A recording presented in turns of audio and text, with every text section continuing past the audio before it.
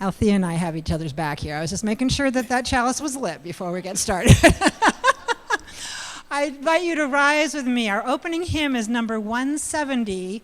We are a gentle, angry people, but you don't need to look at the hymnal, right? You don't, because I will give you the words. And we're not going to necessarily sing the words as they are in the hymnal. So let us sing with and to one another. We are a gentle, angry people. Yes, and choir, if you'd go off into the aisles, that would be great. David. We are a gentle, angry people, and we are singing for our lives. Here we go. We are a gentle, angry people, and we are singing, singing for our lives. We are a gentle, angry people, and we are singing, singing for our lives. We are just a singing people. We are just a singing people.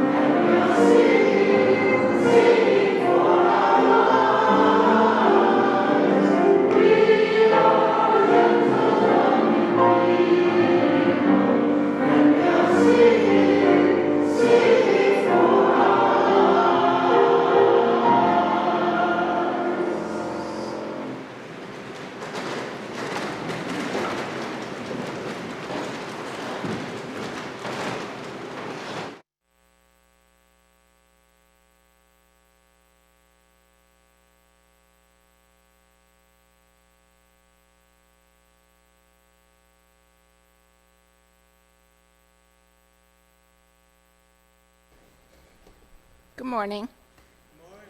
Good morning. I'm going to read to you the story, Mira and the Big Story, by Laura Allery and illustrated by Sue Todd. And I like to animate the story. Can you hear me well? Yes? No, not so well? Yes.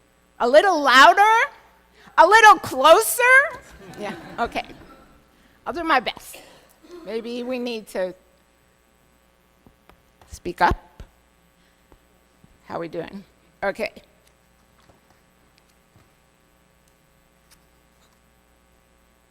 There once was a green valley that lay between two mountains.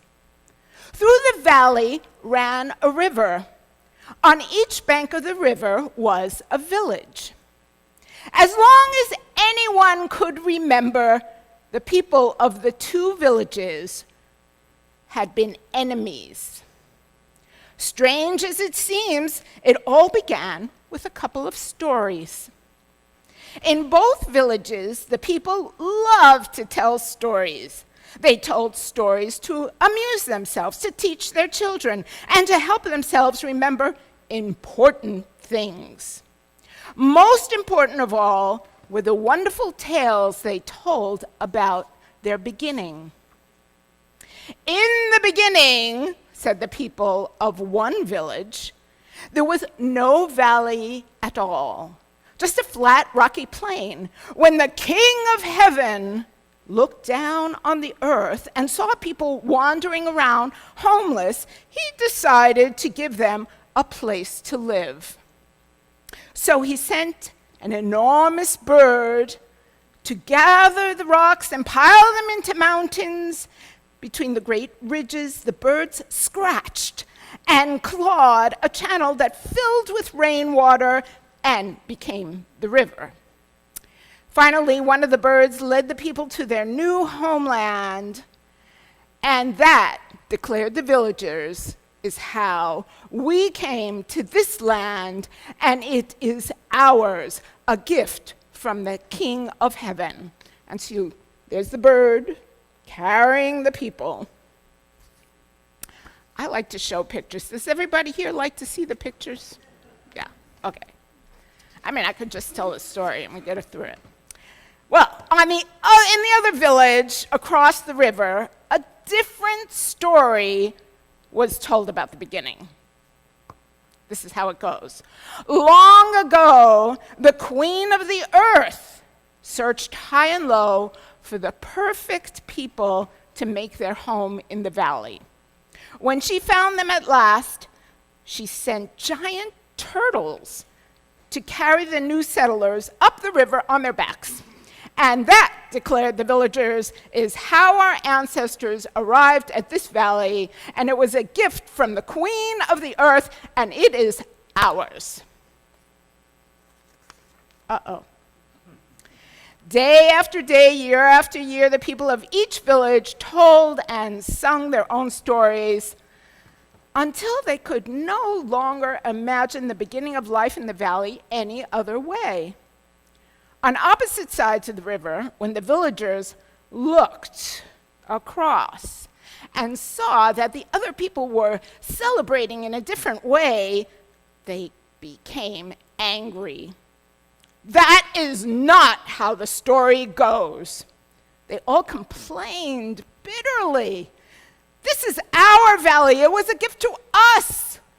We belong here. There is no room for the others. In a little yellow house in one of the villages lived a girl named Mira, our heroine. Like all the children in her village, Mira had grown up hearing stories about the beginning. She knew them by heart. She knew the valley belonged to her people. She knew the others were enemies. She knew they did not belong. But she was very curious about them. There's Mira. You see Mira? Any other little ones here? Yeah, okay. One fine afternoon, on fine afternoons, Mira liked to climb the tree and look over to the other side, and she would get very curious. One day she came down from the tree and stepped across the river. She looked around. Wow. It's actually not so different. Their houses are kind of the same. Their trees are the same. Their plants are the same. This was very strange. But it was time to go home, and she started to go back, but she tripped on a rock and fell and hurt her foot. Out from nowhere, it seemed, came a little boy. There she is up in the tree. And he reached out and said, "Are you hurt? How can I help you?" Mira was too surprised to answer. The boy came closer. "Here," he said, "take my arm. Lean on me until you get back across." Together, they waded through the water to the other shore. "Who are you?" Mira wanted to know. "Where did you come from?" "Where do you think?" The boy answered with a smile. So here's the little boy helping.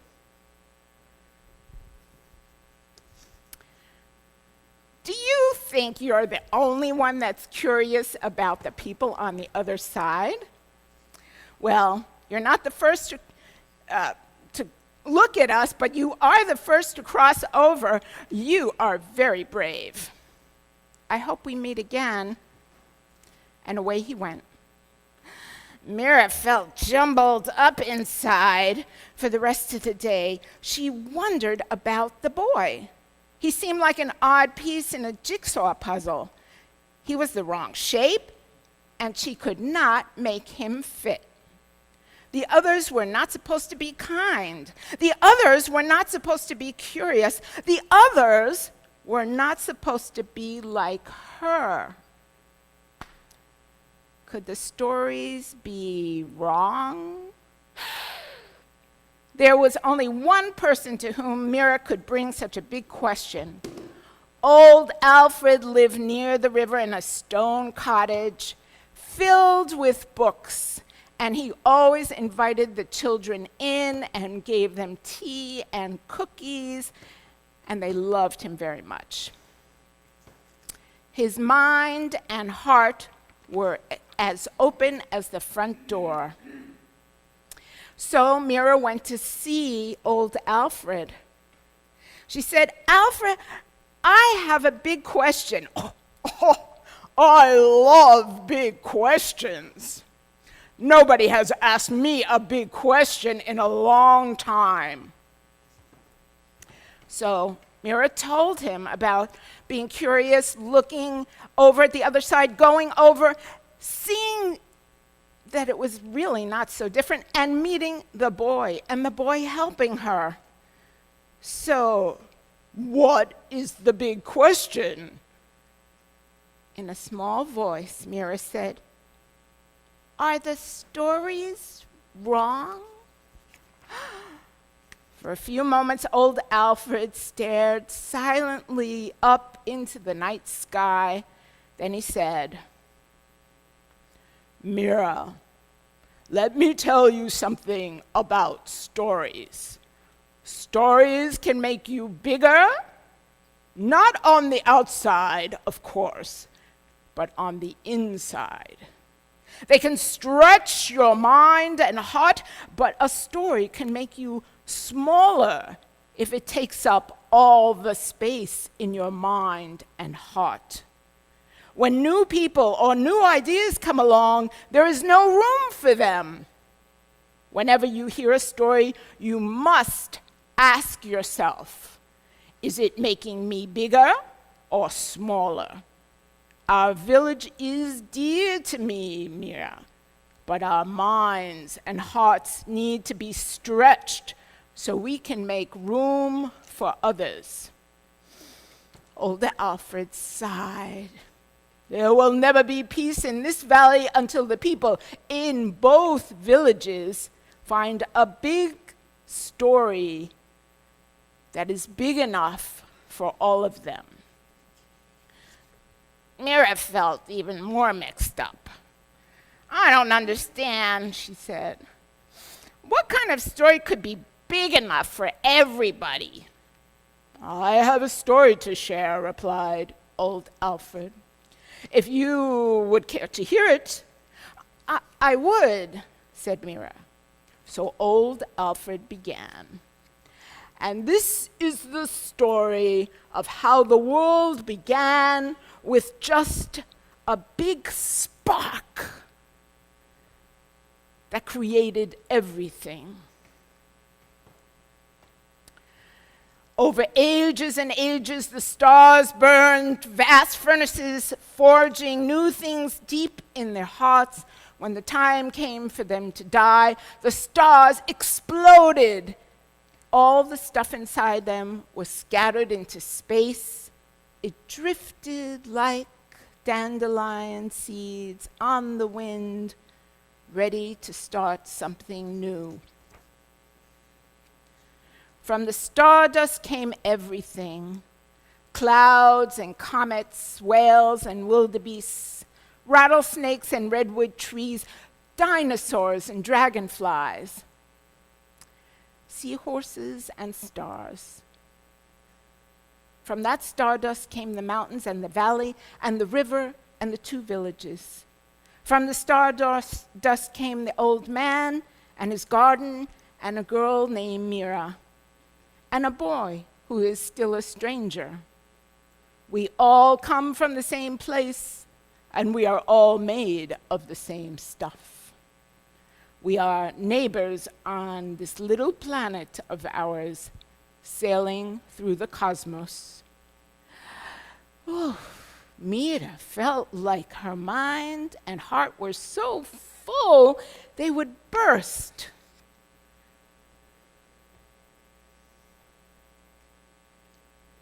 All the many things that we are.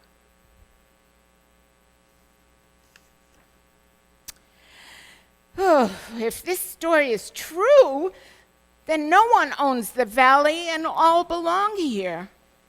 If this story is true, the people across the river are not others, they're like us. If this story is true, we are all connected to each other and to everything else, the river, the trees, the sky, the ocean, the animals. If this story is true, we have wasted too much time being enemies. Mira began to cry. Old Alfred said gently, Mira, tell me what is in your heart. What about our stories? What about the birds who led us to the valley? What about the King of Heaven? What about our gift? Dear child, you asked me a big question. Now I will ask you some. You dreamt everything when there was nothing. Who dreamt everything when there was nothing? Whose hand held a little chestnut? Who first lit the stars? Who opened the heart of that little boy to be kind to his enemy? Who opened your mind to see him who was someone just like you? Who made you so wonderfully curious? Mira, you have not lost your gift or the one who gave it. Both are just so much greater than you ever dreamt. Old Alfred handed Mira a large handkerchief to dry her eyes. I wish I had one now. When she was calm, he asked, So, my dear, what do you think of this story? What does it do to you? Mira pictured the face of the boy across the river. She wanted to find him again and learn his name. Maybe they would become friends. Maybe other children would cross the river. Maybe some grown-ups would come too. Mira felt bigger inside. I like your story. I think it is big enough for everyone. Well then, perhaps you can share the story with someone else. I will, promised Mira, getting up from her chair. I already know where to start. I thought you might. Now get yourself home to bed. But old Alfred, I already am home. Then Mira headed out into the starry night.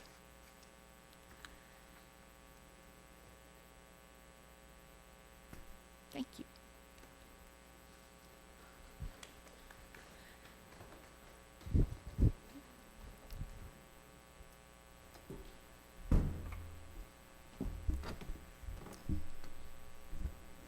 Today's reading is an excerpt from the letter from a Birmingham jail written by Reverend Dr. Martin Luther King Jr. on April 16th, 1963.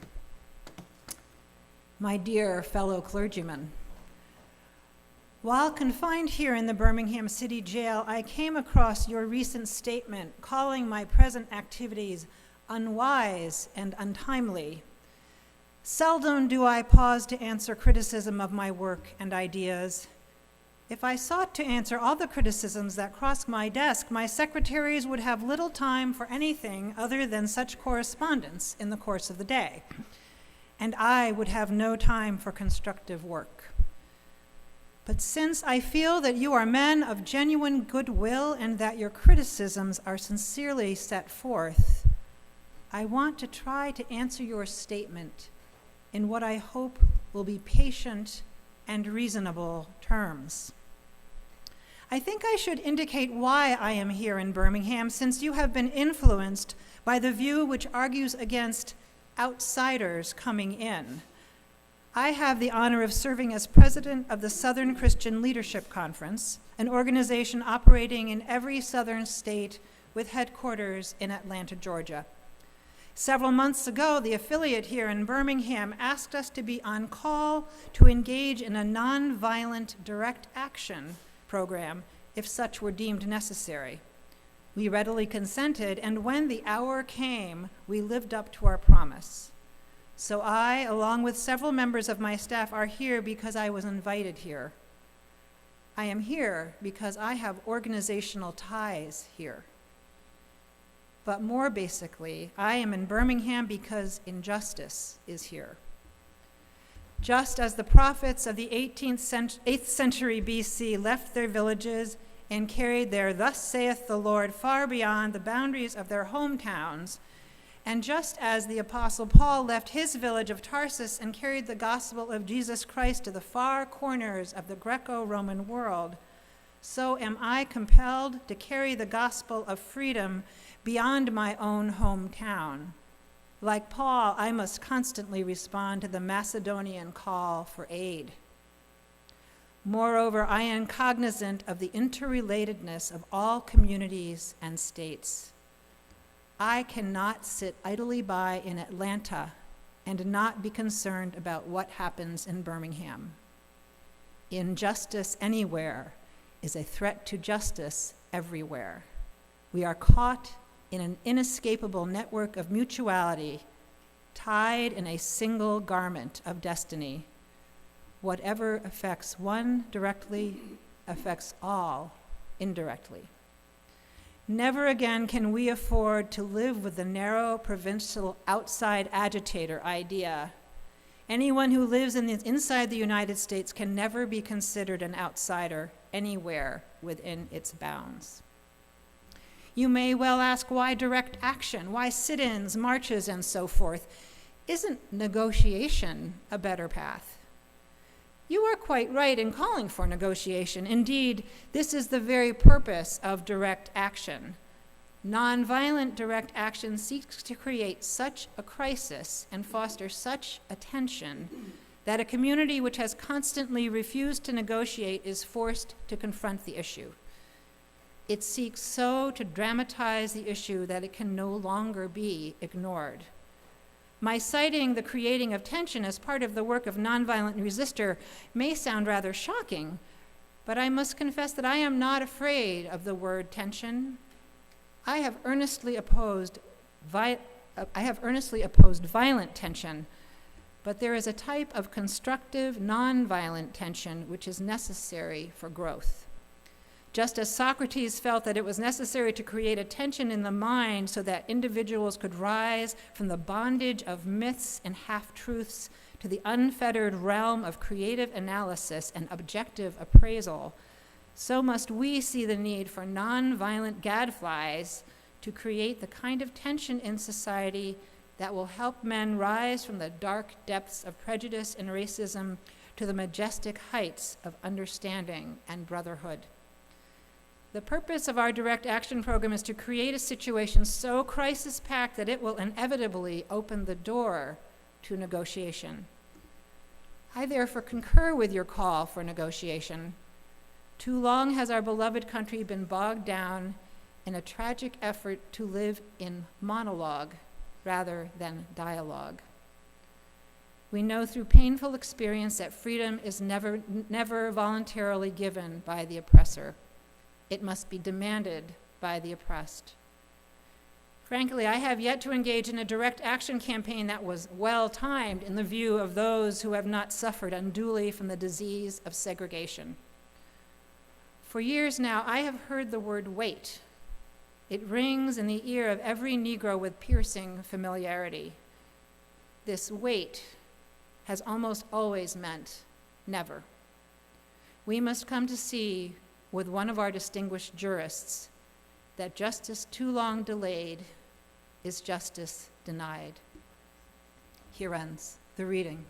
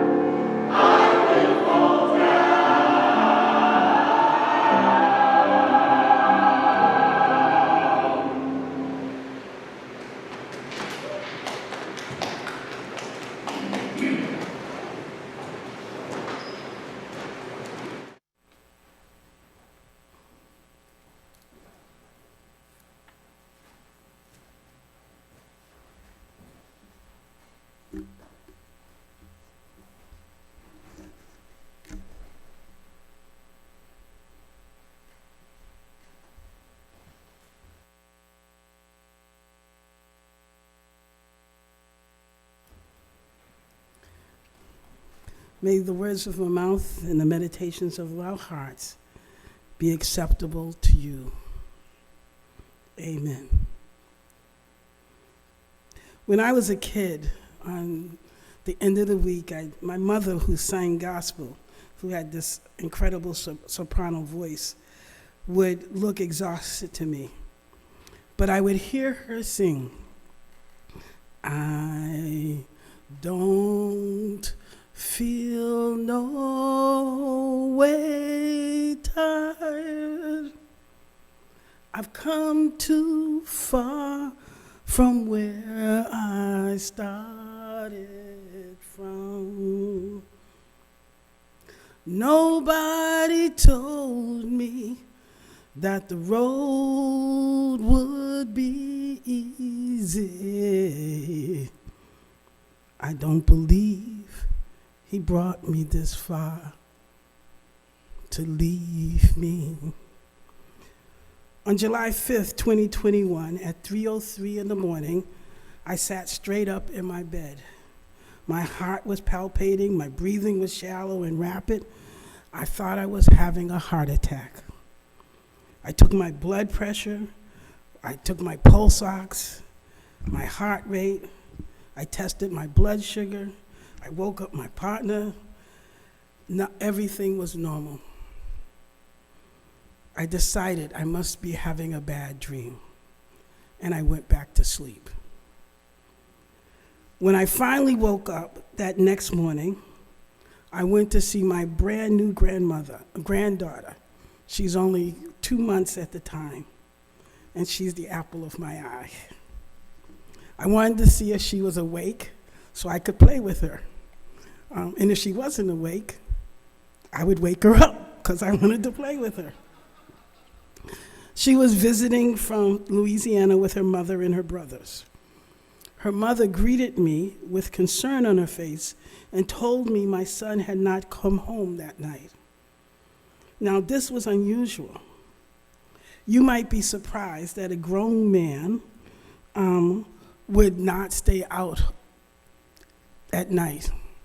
In fact, he was 28, and I could count on one hand those times that he did. And when I found he wasn't there, I could call him, and he'd pick up the phone. He said, Ma, I'm okay. As if he was exasperated, but really feeling like she paid attention, and he would come home. She told me that she was concerned, she was worried, and she had called the police, hospitals, friends, and no one knew where he was. I looked at my phone, and there were text messages from my niece and other members of my family who I never get texts from. I called his cousin and asked, where was Josh? Where was my son? And she started to tell me to call someone else. I stopped her, and I said, where's Josh? And she told me that Josh had been shot that night. My world as I knew it had changed forever. I called the Boston Police Department. I called them many times and was told many different things. I was told he wasn't involved with a shooting. I was told there's no record of him. They were clearly not interested in me and wanting me to get me off the phone. Finally, after many calls, around 10 a.m., nearly 7 hours after I had that feeling, 7 hours of him lying on the asphalt in front of a convenience store, 5 hours after my niece texted me, 2 hours after my initial call to BPD, I was told to hang on, that someone would call me back. They did, and they told me they would be to my house in 30 minutes.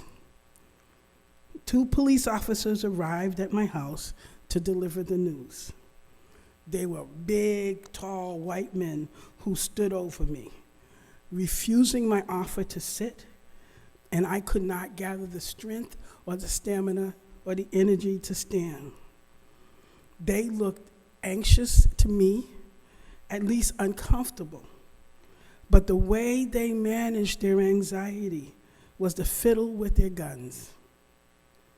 Imagine me crumbling into my sofa, sobbing with a kind of existential pain that you can't imagine, and them standing over me, rubbing their guns. Joshua David Smith, my son, died at 3:03 a.m. on July 5th, the very time I woke up. It was documented on his death certificate. My son's life ended in front of a convenience store, facing Franklin Park, watching the 4th of July fireworks.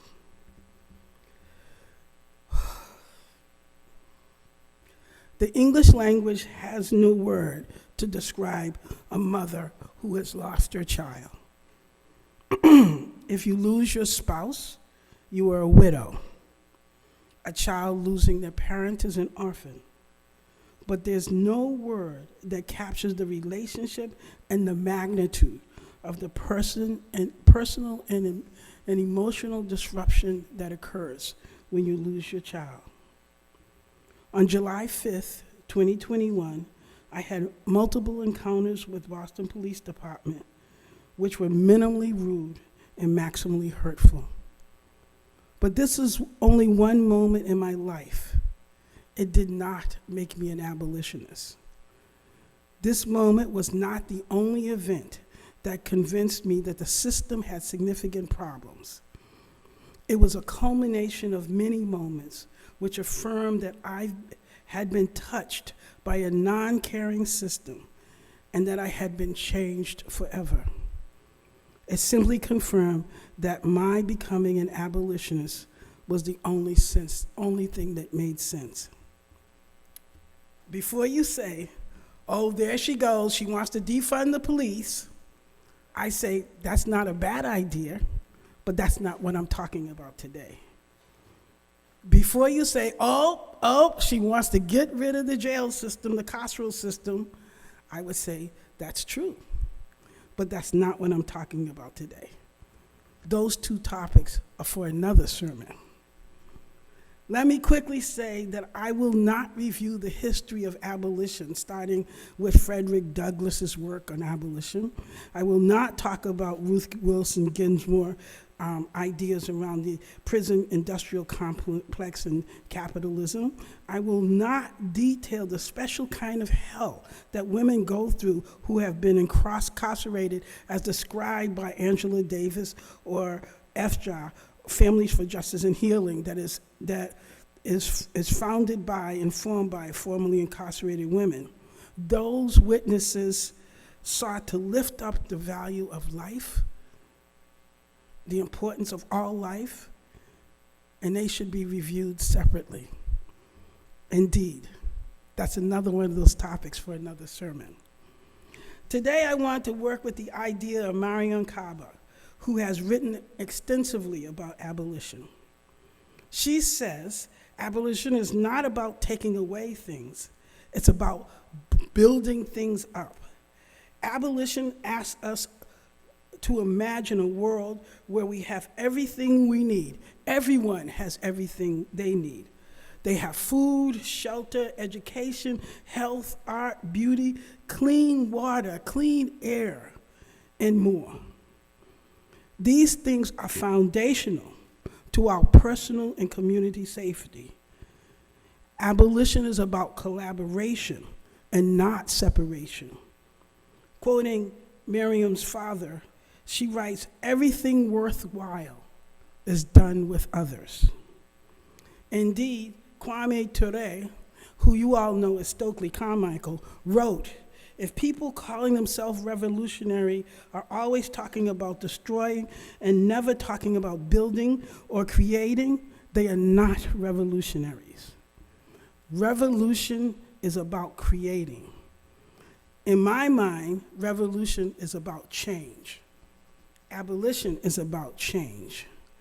Being an abolitionist is not about is about building up, not tearing down. It's about systemic change. Octavia Butler, who's my favorite prophet, wrote in the parable of the sower, "All that you touch, you change. All that you change changes you. The only lasting truth is change. God is change." The event of July 5th touched me, changed me in my soul. God is change. In 2020, our Unitarian Universalist denomination voted to become part of the abolitionist movement. The now outgoing UU President, Reverend Susan Frederick Gray, said at that moment that these moments call us to be prophetic and imagine a world without policing. The vote came in response to spectacular police killings reported in the news. It was also a time of growth in immigration and customs and enforcement and removal operations. Remember with me, Breonna Taylor, 26-year-old woman who was shot in her apartment. Remember with me, George Floyd, 46-year-old black man who was executed on TV. Remember with me, Daniel Prude, a mentally ill black man who read from his house in the nude, was restrained by the police, died of asphyxiation. And remember with me, Rashad Brooks, another black man who fell asleep going through a drive-through, and after a 40-minute conversation with police, took off and was shot in the back and died. This was also the year during the Trump administration when ERO and ICE became more aggressive, putting children in cages and separating families in what to be racist enforcement of immigration law. The headlines were compelling. They made a clear case for changing policing practices, immigration practices. But abolitionists do not simply want to stop these brutal immigration policies and practices. Again, although that's not a bad idea. The abolitionists want to address these issues creatively and impartially, and build a system of accommodation. But that's a topic for another sermon. The Sentencing Project found that black Americans are incarcerated in state prison at nearly 5 times the rate of white Americans. In 12 states, more than half the population in prisons were black, and we only make up 12% of the population in the states. Latinx individuals are incarcerated 1.3 times that of whites, and this is probably an underestimate because Latinx people are often folded into the white category. It would seem justice is not colorblind. Justice is not doled out equally. The inequities in our system, in our justice system, are stark and real. But I don't want to talk about that today. I'm talking about abolition today. Remember, abolition is not simply about dismantling the carceral system, the police system, the way we look at housing. Abolition is about creating quality education, quality healthcare, quality housing, quality air, quality food. Now, at least you think climate is not an issue. Has anyone noticed how hot it's been? How do you feel? Is it hot enough for you? How would you like to live in Arizona, facing something like 26, 27 days of heat over 110 degrees? These kinds of climate catastrophes disproportionately affect Black, Latinx, Indigenous, and poor people. In 1987, and again 20 years later, the UCC, the United Church of Christ, presented research showing that 60% of African Americans live near an unregulated toxic waste facility.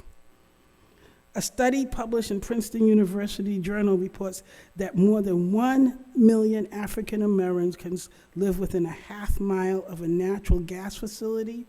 Over 1 million face a risk of cancer due to these facilities, due to unclean air, and more than 6.7 African American lives in the 91 US counties where there's oil refineries.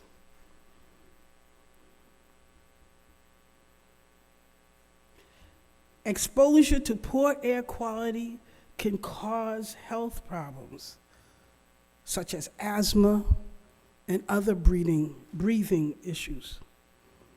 Approximately 13.4% of African American children have asthma, compared to only 7.3% of white children.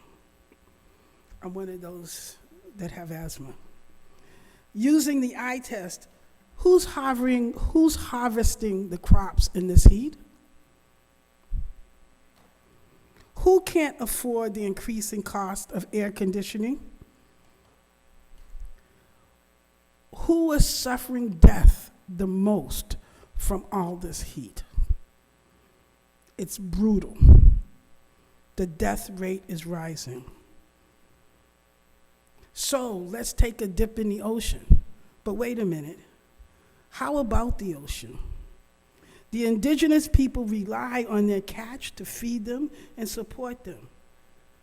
In this heat, with these changes, with the fish supply has dwindled.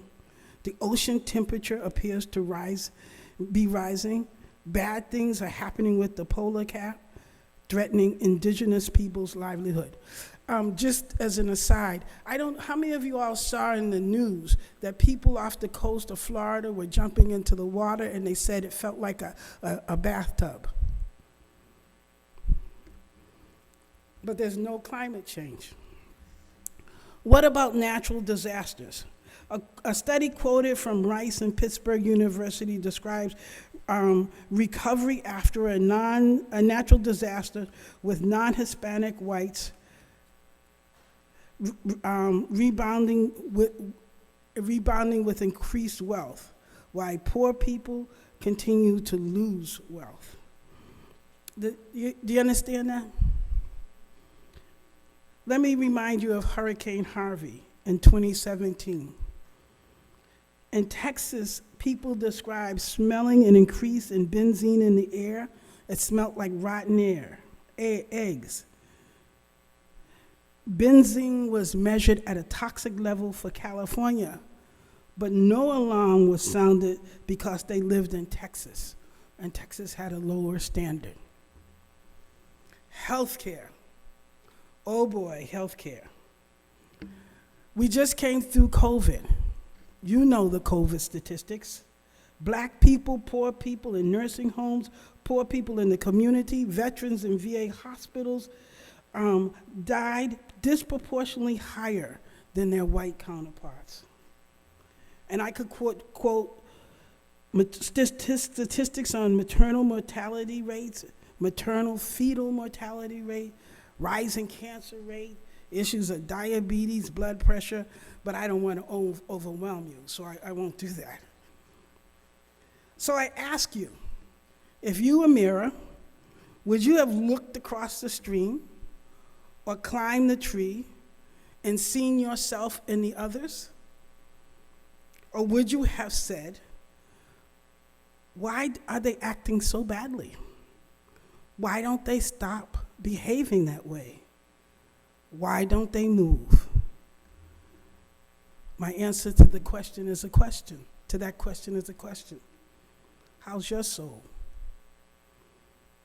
Can you listen to all that I've said and not see yourself as part of the solution?